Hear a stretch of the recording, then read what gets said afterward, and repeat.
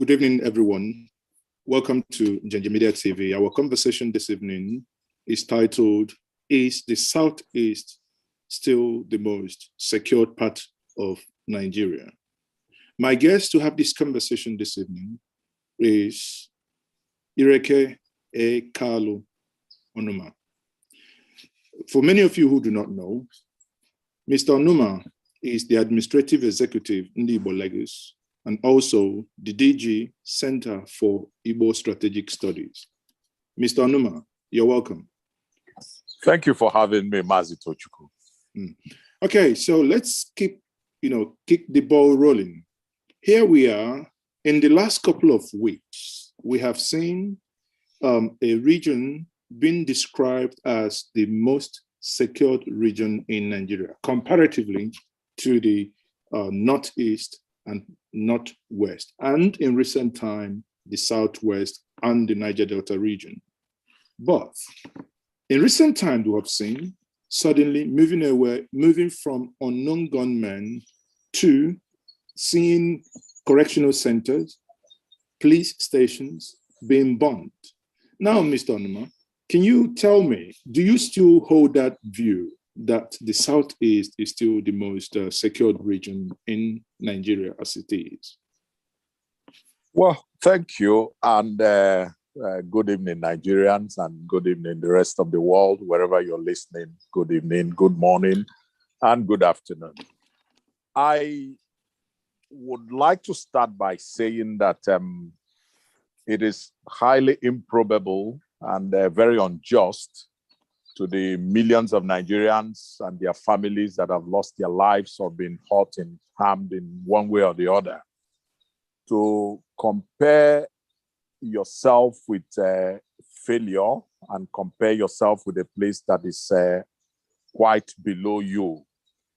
If we are comparing the Southeast with the rest of Nigeria, yes, relatively, we could still continue to say that it is one of the safest places. However, I hate doing such comparisons because we elected people, we are paying them, and taxpayers' money is being used everywhere to supposedly provide that security that we're talking about. So over the past few weeks that you've mentioned, there's been an escalation, a widely increase in armed terrorism, internally foisted terrorism, and terrorism that could have been avoided if quite a few things were put in place.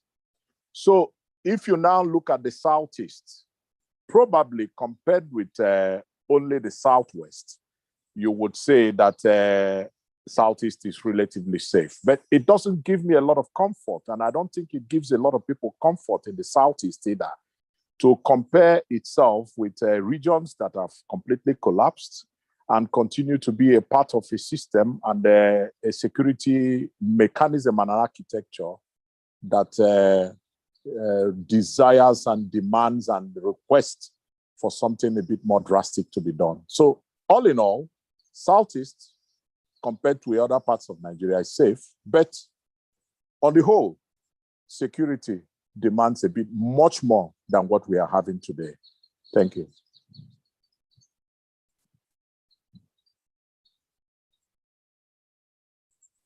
Are you still hearing me? Yes, I can hear you. So thank you for that insight. But you said something, and you used that word when you were doing a comparison there. You said below you.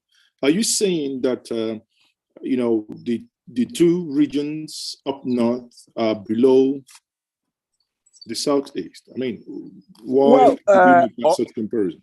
Unless Nigerians, or unless the system, or unless the observers or the citizens are trying to pretend or trying to lie to themselves, the whole of northern Nigeria is practically collapsed. There is no security in the north, and there is no need for us to pretend about it. And the present government, having done 6 years, and before I came into this interview room, I checked out the inaugural speech of the President of the Federal Republic of Nigeria, his first inaugural speech. And I recall, maybe quite a bit later, I will read it out. But I recall that security was right at the top. Boko Haram mentioned at the top of the food chain what he was going to tackle. And he said he was going to redeploy the command center to the north, and that he was going to give it everything he has. 6 years after, we are not just dealing with Boko Haram, we are dealing with killer headsmen. We are dealing with a bizarre phenomenon that has never happened in Nigeria before, irrespective of who was the leader. So what I'm trying to say, I would not, sincerely telling you, compare the Southeast with the Northeast, North Central, or Northwest, because all these places, though still part of Nigeria, has completely lost it in terms of security. Lives have become cheaper, sad enough, like a friend of mine said, than cows everywhere in Nigeria, including the North. Now, you mentioned before at the beginning, you kind of blamed leaders when in your introduction. What are those things you believe the leaders could have done in order to stop what we are currently experiencing? Well, I wouldn't rather want to pick out a single leader or pick out a particular thing they should have done or we should have done, because security is a very complex thing. Nobody should mistake that. And blaming one particular person or blaming one particular regime for A, B, or C would not give us the focus or would not help us begin to find responses or answers to that. But I would take it from a different angle from where you asked that question. I would rather say that what the Britons bequeathed us, we have not improved on it. Rather, we have gone back on it. And if we've gone back on it, which means rather than improving on what we had, because relatively compared to what we have today, when the Britons or the system that they handed over to us was in place, at least every level of governance was working. But as we see it today, all levels of governance have become something else. And starting from the presidency, which is an abnormal thing. It takes a whole lot of money out of the system. It costs us so much. Monies that should be going to somewhere else are completely lost in between. So when you don't have the resources to fight the basic principles that face you, and as of today, we are not dealing with just armed robbers. We are not dealing with, we are dealing with outright terrorism, internally generated terrorism. Whether the government would tell us they came from Chad or from elsewhere, it is a failure. And I would think that when you make a policy and say that your target is to reduce A, B, C of security to so and so level, you should be able to periodically come back and assess for yourself whether you are doing well or you're not doing well. And my take is simple. This present government, I want to restrict this to them, is that they campaigned both on their first tenure, on their second tenure, on security as something they were going to deliver to us. And as it were, the Southwest, the Southeast, and relatively the South-South were nominally very safe when they came in. Today, they've lost the North. They are encroaching into the South, and they have no master plan, and they are not telling us the truth. And every day we hear millions and billions of naira pumped into this or that with little or no thoughts on what to do. So what do? You take it back to them. They simply have failed Nigerians. And if they failed Nigerians, there's nothing wrong about coming back to Nigerians in the same speeches that you've made over and over again and said, look, we've lost it. You are supposed to be protecting us. We are supposed to be your employees. And if that is the case, I think rather than waste our time and money considering how we're going to do A, B, or C, we should be asking ourselves, how best do we, in micro levels, begin to defend, protect, and save lives within our communities? And I think that's where the people should now come in, because the government have lost the plot. Okay, so obviously the security failure you've identified, you've also squarely left these at the foot of the federal government or its policing system. Did I understand that correctly? Yes, you do, but I go a bit further because I think at this point I need to quickly read for you what a bit of the excerpts of what the president said when he was inaugurated the first time. I just give me a few seconds. Because it's important when we're saying these things to be able to go back, because Nigerians, they are playing on the fact that Nigerians don't read and we don't remember. We play on emotions and they try to play on our emotions. And when those emotions are played on, we lose completely. Now, I read, quote, 29th May 2015, he was inaugurated. He said to us, at home, we face enormous challenges: insecurity, pervasive corruption, and the hitherto unending and seemingly impossible fuel and power shortages are the immediate concern. We are going to tackle them. Note, we are going to tackle them head on. Nigerians will not regret that they have entrusted national responsibility to us. I guess that says it all for me. I do not like, it has never been my style as a historian to blame or to put blames without the facts on the table. The fact before us, glaringly open before us, is that promises have been made, commitments have been made, budgets have been passed for 1 year, 2 years, 3 years, 5 and 6 years, and none of that has translated or trickled down to the protection of the basic and average Nigerian that walks the streets of this country. And if that is so, that's their responsibility. Now, coming to the police force, we look at a system where the police force is not the police force of Nigeria. It is the police force of the elite. I give you an example. I don't know when last you've observed that. Anytime somebody reasonably above the pay level of 1, 2, 3 million holds an event, and 10 people attend that event, 8 of them come with policemen.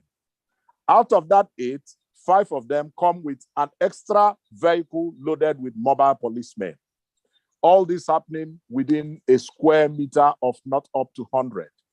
Put all this together. Within a square meter, you have over 200 armed policemen protecting less than 0.1% of those attending that.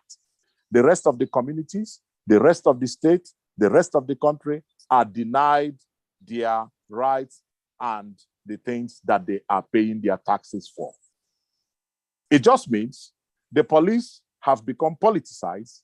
The police have become something else that is not adding value to our security requirements and needs. And we need to, in tackling this problem, while putting the blames where they should go, begin to responsibly think of the fact that, can we really trust the present Nigerian police to protect us? My take is that we should not, we cannot, and we would not.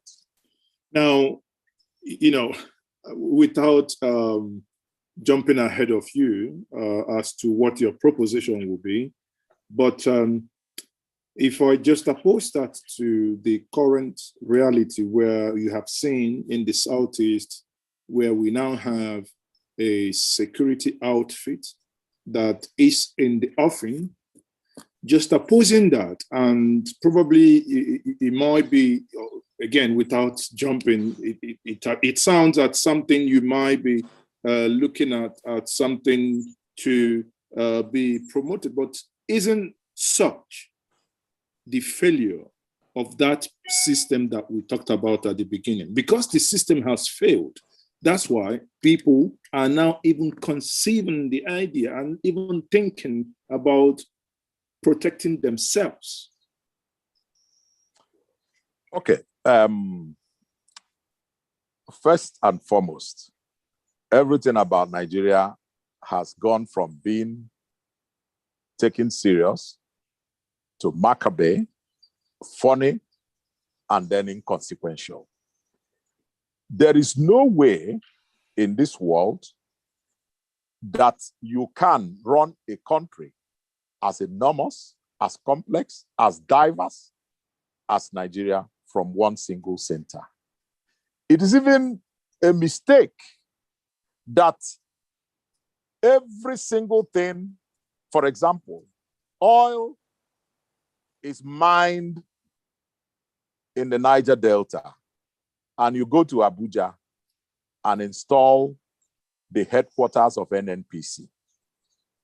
I think that tells you all about what we've been doing wrong. Nigerian police, from inception, even when the white men were here, were regional, were local, and every single policing that has worked must have local content embedded in it. And Nigerian police, we've seen it to have remained and continue to remain a command structure that you stay in Abuja with little or no logic or understanding of the small village where I come from. Then you send somebody to police there who knows nothing about the culture and the deficiencies or the strengths of the place or anybody there, and then he comes there to police, spends time. What then does he do? Like we've seen all over the country, they go out to the main road, create all sorts of blockades, frighten citizens and frighten old women coming back from the farms.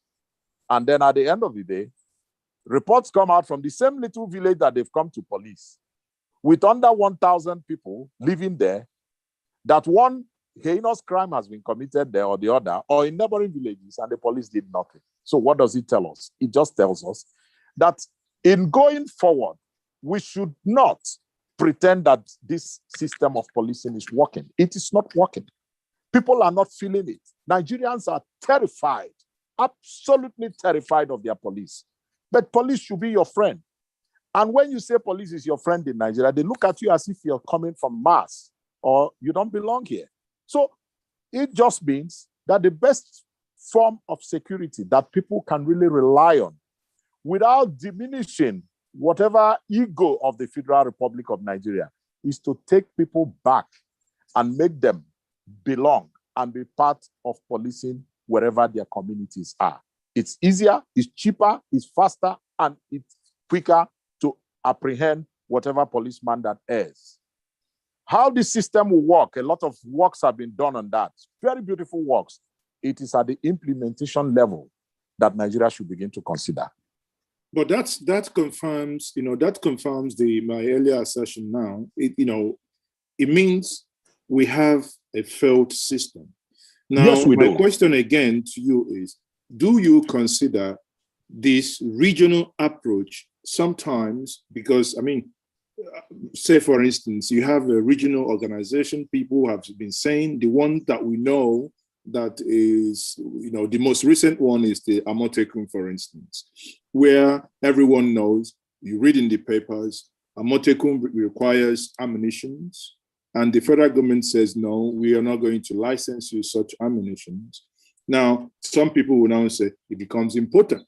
Question then thereof is, if Amotekun, for instance, a regional outfit to secure the life and properties of a people is considered important, now the police is not working the way it ought to. Where then lies the hope of the common man?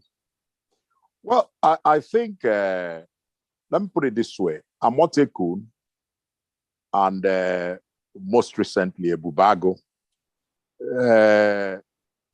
they are responses to very specific security threats. But the question is that a long-lasting response? Is that an institutionalized response? Or do we have to continue with the knee-jerk approach?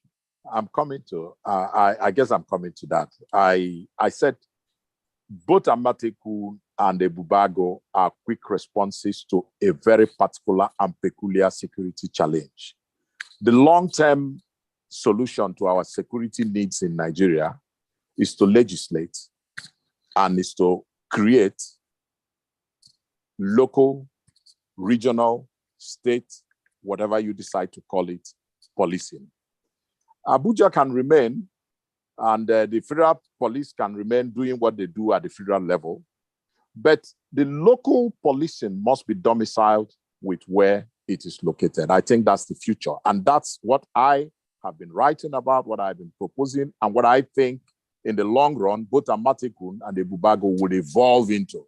Because however you look at it, the present structure and the present act and the present attitude and body language of the Federal Nigerian Police is not in any way reassuring Nigerians, reassuring anybody, or reassuring even ourselves that going forward, they are going to be able to resolve our problem. So what do?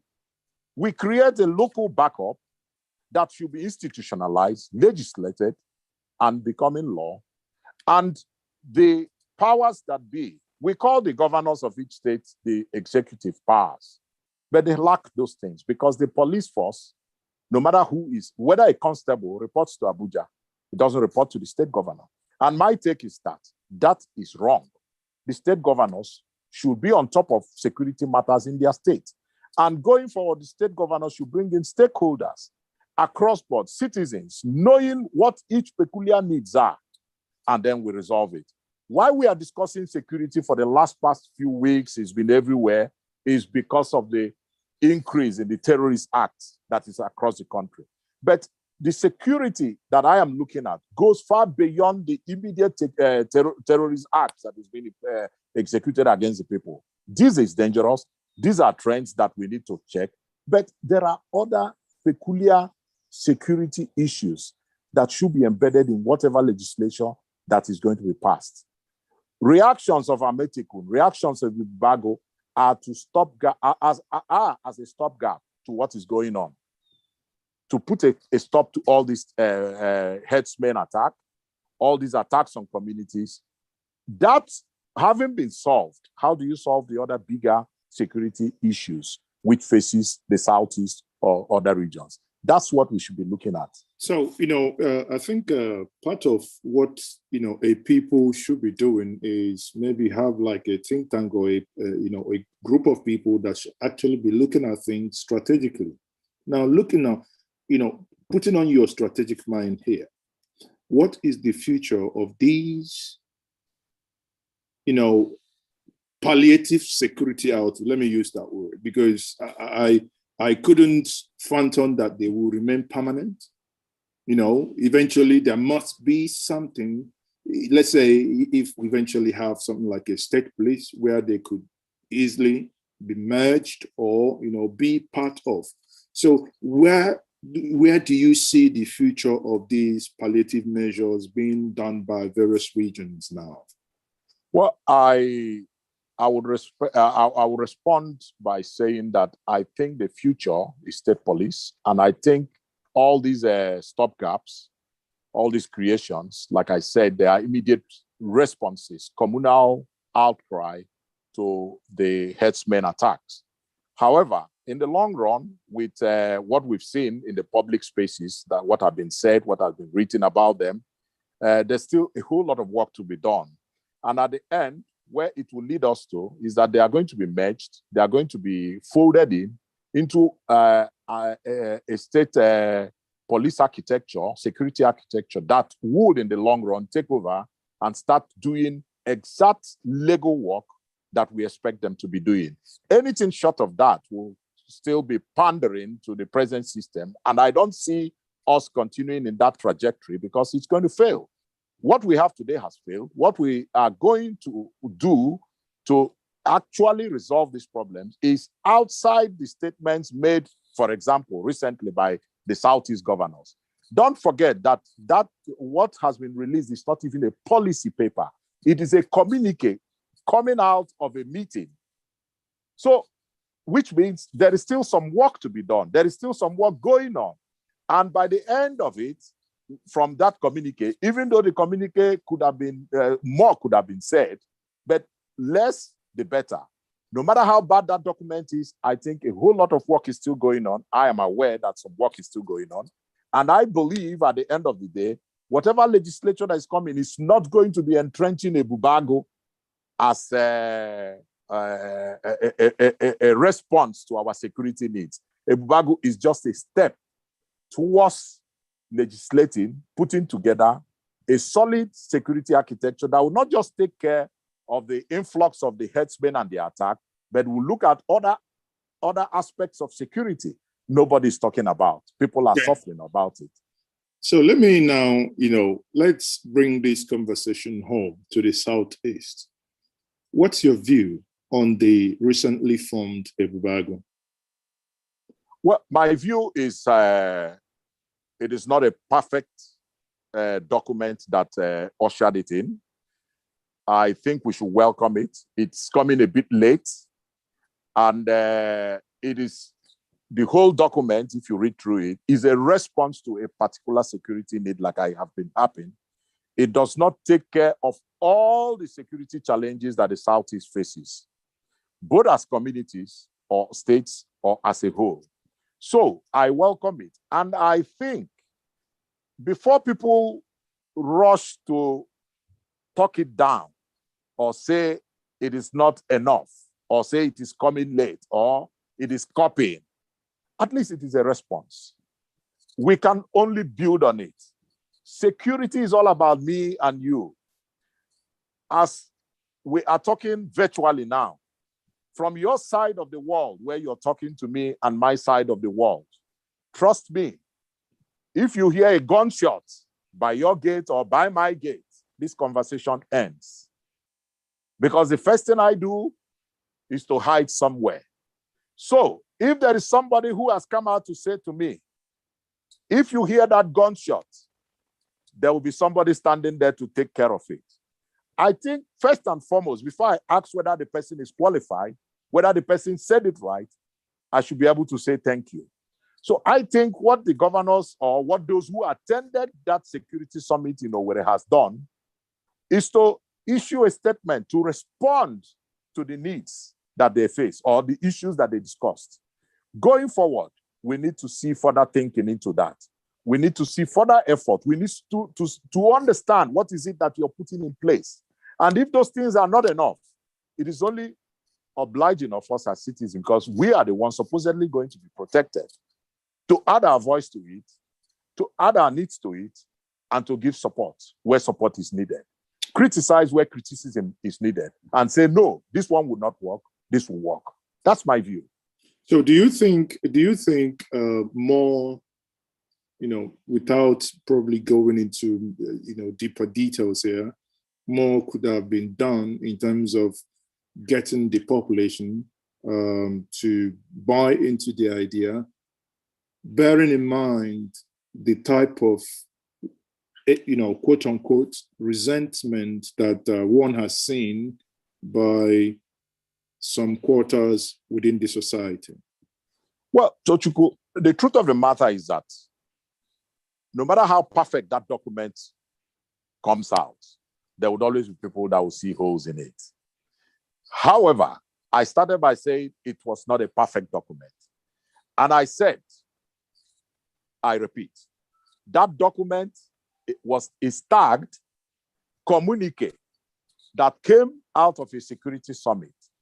I don't think all of us, the populace, would have attended that security summit. I think beyond that communique now, some work is already being done, and I believe it should be done. And if it is not going on, then that is a major problem of those who have raised that communique. Because if you don't start now consulting the people, this is what we wrote in the communique, this is our intention, this is what we want to do, this is how we want to go about it, then it will have a buy-in. But if I am expecting them, before they release the communique, to have had the buy-in of a section of the Southeast, of all the Southeast, or some percentage of the Southeast, I think that would be wrong. Because the truth of the matter is that it doesn't work that way anywhere. This document has been raised. We are debating it. The fact that we are debating it means we are concerned. And if properly thought through, which I think they've been on this matter for quite a while, and why that announcement was made is because it is becoming increasingly very glaring that the threat, the terrorist threat of the headsmen is becoming very rampant in the Southeast. So something had to be done. So they've done that. It is now time for us to sit down. You talked about think tank a while back. It is now time for that think tank to sit together. And I believe they have it. They can put some more people in it. They can consult a lot more people to give their ideas, to give their understanding of what should be done. But wherever that leads to, the Southeast requires to be secured. And I don't think Ebubago has is far-reaching enough in terms of what we've seen in the public to protect and defend the lives and property of the population of the Southeast. So work has to go on. If that is not far-reaching enough, and if that is not going to do the job entirely for a long time, what steps do you think that the Southeast should be doing in order to get, because at the end of the day, yes, it could be short and medium term, but what else could the Southeast do to get to the long term, probably in conjunction with other regions? Well, the quick thing, which they mentioned, and I've listened to a few people trying to talk about that document that has been released. Until and unless the five Southeast Assembly pass a law institutionalizing state policing, institutionalizing this vigilante group. Don't forget the word vigilante automatically knocks it off. It is not a state player. So the moment laws are passed across the five Southeast Assembly, making it a law and embedding it into our way of life, the communities will rise up. And I can tell you, and I can assure you, a whole lot of communities, after the incident that happened a few years back in Enugu State, in Nsukka, after that incident, I know and I am aware that quite a whole lot of communities have stepped up their game in terms of protecting themselves. And look at it this way. Before the coming of the white man, we had security challenges, we had security issues. We were mainly agrarian people, going to farm, coming back in the evening and sitting out under the moonlight and telling our tales. You discover that little communities, when they go to the farm, by the time they come back, either lions have attacked or neighboring little clusters of clans have attacked them, taken away their wares or killed people. What do? They now, if there are 100 of them, they divide themselves into two. One half stays home to protect their place, and one half goes to the farm. And intermittently, they continue to protect themselves. Now we've become a much more larger community, and it is becoming more complex. Don't rule out anything when it comes to security. Short term, Ebubago deals with it. Long term, the legislatures, the state assemblies have to pass a law, and that law has to be embedded in our system. And if that does not happen, that's the danger of it. If that does not happen, a lot of non-state players will step into the game, because at the back of it, we are already using non-state players. Go to practically 90% of the houses in Lagos and everywhere. You already have security men. They may not be armed with pistols and guns, but at least they're armed somehow to protect you. People already have dogs protecting them. It's that normal. That's an abnormal thing in a society that really calls itself an evolving and developing society. So put it all together. If Ebubago does not do it in the immediate, and in the long term, the assemblies keep quiet about it, non-state players will step in. And trust me, anything that keeps people alive and get them walking around doing their business, people will welcome it. But I pray we don't get that. Isn't that a challenge?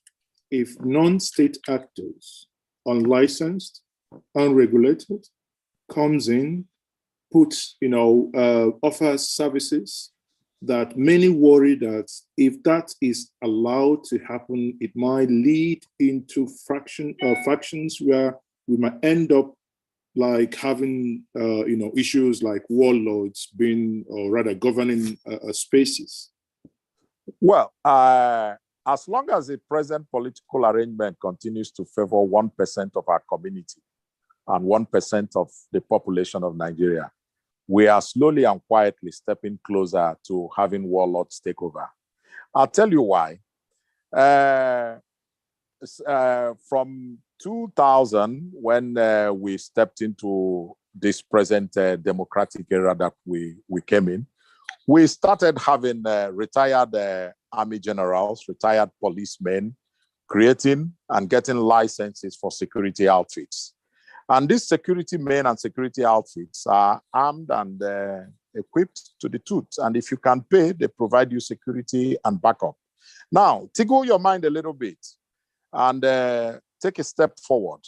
Where election comes tomorrow and it is undecided, two bulls in a Chinatown refuse to, nobody wants to step down for each other. It collapses from the center like it's collapsed already. And what do you have? Who can pay gets protected. Who cannot pay gets gunned down. And our streets are already becoming like that. The Northeast, like I said, the North Central and the Northwest is already run over. And what you're seeing is a system where people are now providing the much they can for themselves.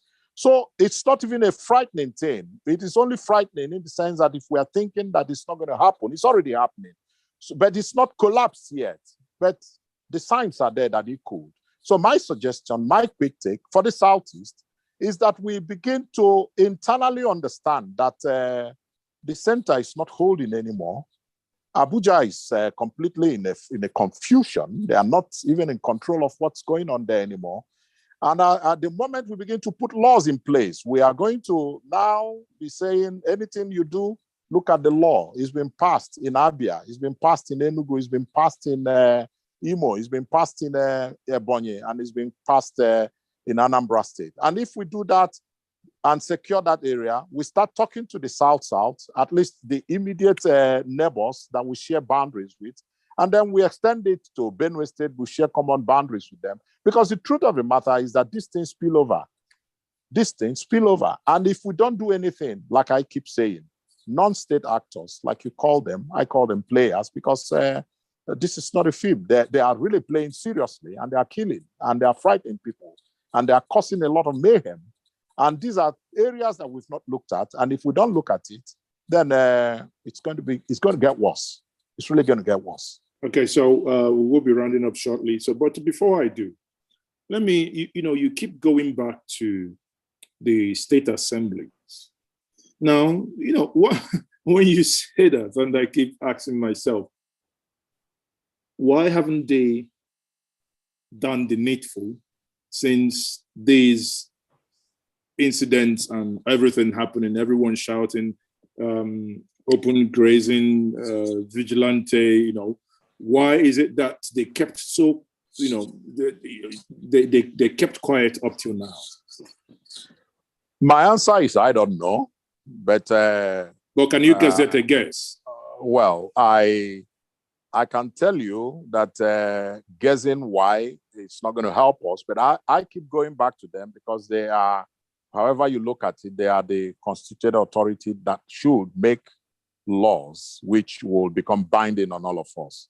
I think since they've been so quiet and since they've been so laid back, a group of us and a group of organizations that I talk to, consult with, and we're looking at all these things, and some things are being put together. And I believe with these announcements done over the past few days on the Bubago and the little opening that proper laws are going to be passed, I think we are going to increase and step up and step into the arena. Because the moment we lie back and say, why are they not doing this? Why are they not doing this? Why are they not doing this? They will continue to keep quiet, and the answer is that they are not doing it. And I don't know why they are not doing it. So what am I going to do is what I should be answering you now. What I'm going to do and what we are doing and what we are thinking about is that we are going to step into, because these legislators, I have one coming from my community, you have one from your community, and I believe a whole lot of us have others from their community. We should start at that level, because the moment we are able to get them to understand that this has to be done, if it is not done, you are not even protected. You are not safe. No matter how much police, no matter how many army you get around you, you are not safe. Nobody's safe. And something has to be done. And I think we should start by saying, why haven't the citizens, why haven't the thinking people, why haven't the think tanks been able to put together a document that could be given to them to study and then pass it as a law that will now create the enabling opportunity for more serious actions to be taken security-wise? I think it's a give and take thing. We shouldn't keep quiet. We shouldn't lie back. Security about who? For me, for my children, for my community. I should be part of it. That's my take. Thank you very much. That's a very fine place to leave it. I would, those of you who are in this conversation, I would take the opportunity to take only 2 questions. If you have any question that you want to piggyback to my guest, Mr. Kalu Onuma, I can take 2 questions. Then we, within the time allotted for this program, then we call it a day. Once more, Mazi Kalu Onuma, thank you very much for joining this conversation. I have the first question here from Mazi HTM Okoye. Mazi Okoye, can you quickly, make your intervention or question in less than a minute? Thank you. Thank you very much, Mazi. And thank you very much, Mr. Kalu. I think I appreciate your statements today with regards to the Ebube Agu initiative. I think it's overdue, but we can only, work with what we've got. I appreciate the conversation as well yesterday with the general, where he made the case that these governors cannot, can only work with so much budget because they don't have that deep pocket to fund, an army that will protect the Southeast. So I think it's a welcome development. Be it so late, it is welcome. Another thing is that security in Nigeria is highly politicized. This is a big problem where you have, the forces that protect the country and the people being politicized the way security is politicized in Nigeria. How do we go about putting into laws to correct that, to make sure that security are independent in this country and elsewhere in the developed world? Security outfits, police are relatively independent bodies. Politicians don't control them. They don't follow politicians around. So how do we go about doing that? Thank you. Thank you very much. Should I take ahead. that? Yes, okay. Go ahead. Security policies and security approaches are born out of real facts, things that are on the ground. I will break down, let me take an imaginary community.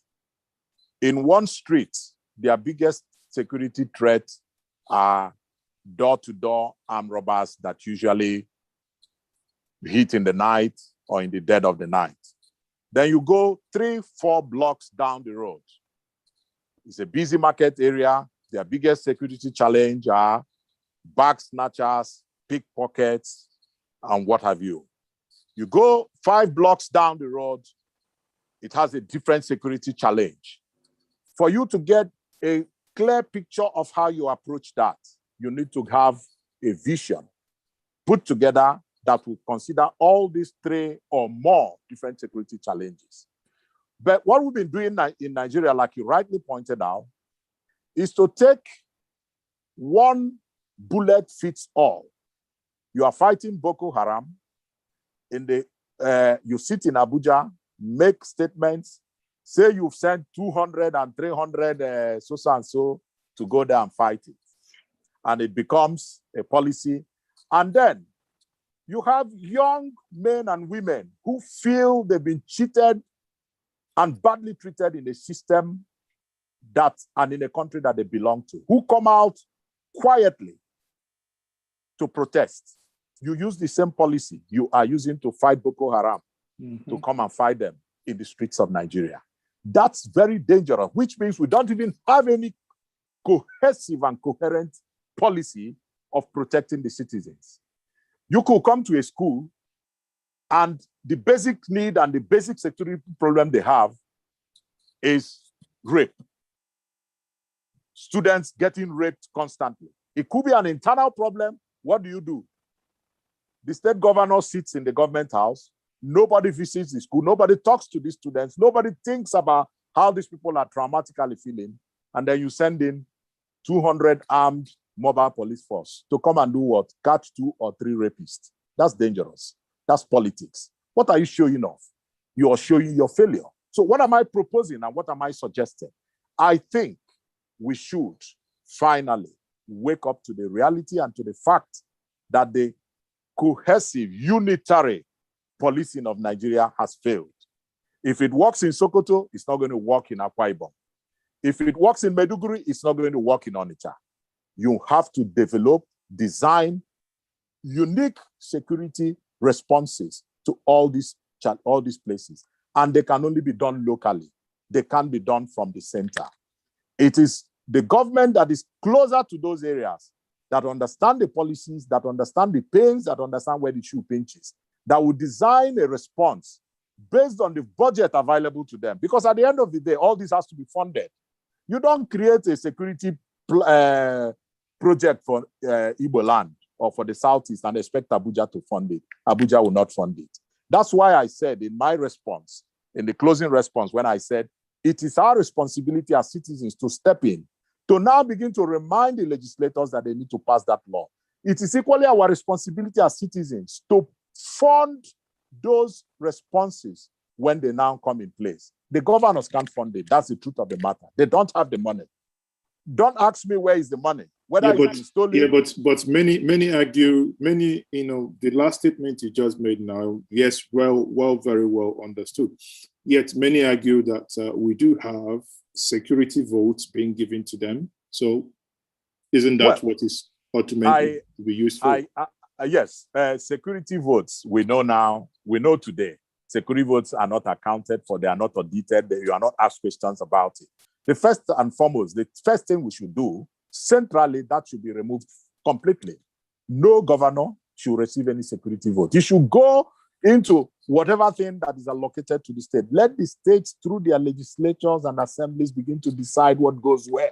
Because that money called security vote is a way of boosting the egos of the respective governments and the government houses. And this money never go into any security. They go into buying, assuaging, maybe buy 1 through 3 hillocks, paint it, donated by.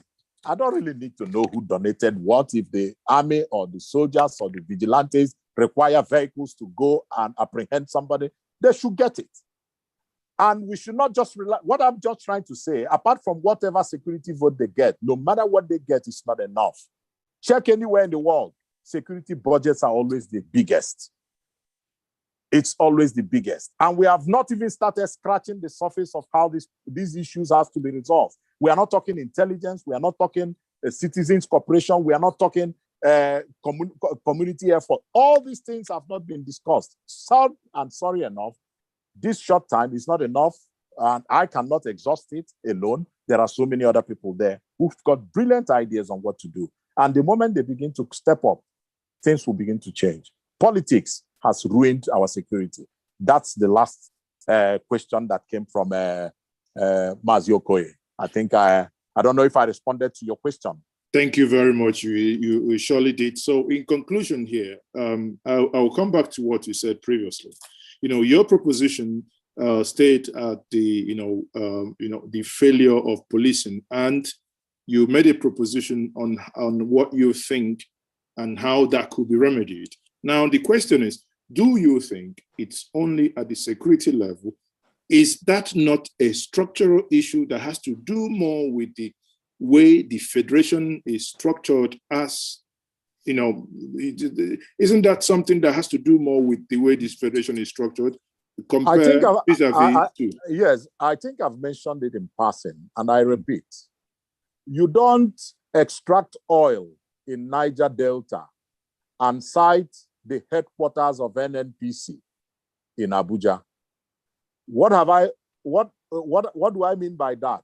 What I mean by that is that the unitary system, the unitary structure that Nigeria has continued to ply from the time the soldiers took over and entrenched it and made it part of the system has not gone away. In as much as we say we are a federal republic of Nigeria, there are no federations in Nigeria. The states are military creations. There are no regional governments that evolved on their own. And until and unless we break down this unitary system, what we have will continue to be a command structure where one man decides and says that's how it's going to be, and then it trickles down and everybody does it. So I agree with you, it's a structural problem.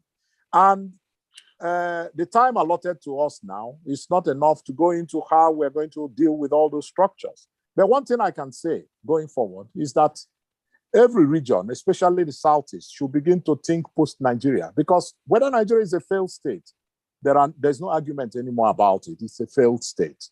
What is holding us together? I'll tell you what. It's just business, mercantilism. Every single Nigeria, whether they are booking the street or whether the man that plants granite everywhere, everybody wants to make Naira and Kobo. Naira and Kobo is no more convertible. Now everybody wants to make dollar. So that's what is holding us together. So what do we do? Rather than continue to talk about political restructuring, let's talk about economic restructuring. Every region should begin to evolve and begin to make money for itself. And I think if it becomes a challenge for everybody, monies can be made. I'll give you an example. I was just talking yesterday with my wife. Why is it that we don't have light everywhere? I'll tell you. The whole northern states are wasting 250% of God-given energy that God gave them free of charge. And they are not making money out of it. What am I talking about? Solar energy. All the money they've been moving away to Saudi Arabia, to Mecca, to all sorts of places and hiding it and buying things. Why not just get the right technology and set up solar power energy that you can sell to neighboring states and make money out of it? Simple. It may sound too elementary, but that's the reality on the ground. The North should not continue to think that they will not survive without Nigeria. They will do far better without Nigeria. They are hardworking. There's a lot of farming going on there. It does not matter. The important thing is that we should begin to disintegrate in our mind this command structure that has completely ruined us and brought us to our knees. Nigeria is not working. And our security issues from the failed structure that we've been running. Thank you very much, Mr. Kalu Onuma. And that's a very fine place to leave it. And viewers, thank you very much for joining us this evening. It's my pleasure to have our guest here, Mr. Kalu Onuma, who joined us from Lagos. And, it's a privilege having you. And I hope to have you some other time for more conversation. Thank you, Mazi Tochukwu and Njenje Media. You guys are doing a wonderful work. And I'm one of your great fans. Thank you. Thank you very much for that shout out. On that note, I will say you all have a wonderful